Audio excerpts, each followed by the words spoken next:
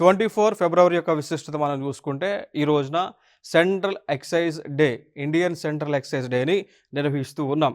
కారణం ఏంటి అంటే ఇదే రోజున సెంట్రల్ ఎక్సైజ్ డిపార్ట్మెంట్ని ఏర్పాటు చేసుకోవడం జరిగింది.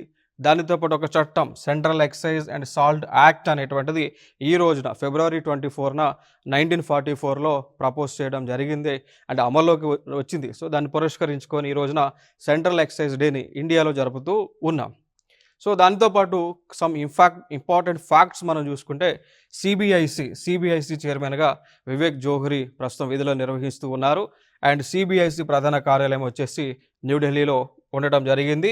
సో సిబిఐసి స్థాపించబడినది 1 జనవరి 1964లో.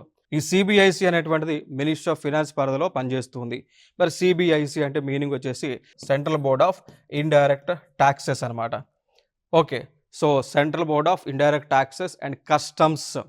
మరి ఇండైరెక్ట్ ట్యాక్సెస్కి ఎగ్జాంపుల్గా మనం చూసుకుంటే ఒకటి జిఎస్టీ అని చెప్పొచ్చు. గూడ్స్ అండ్ సర్వీస్ ట్యాక్స్ అనేటువంటిది ఒక ఇండైరెక్ట్ ట్యాక్స్గా మనం చెప్పొచ్చు.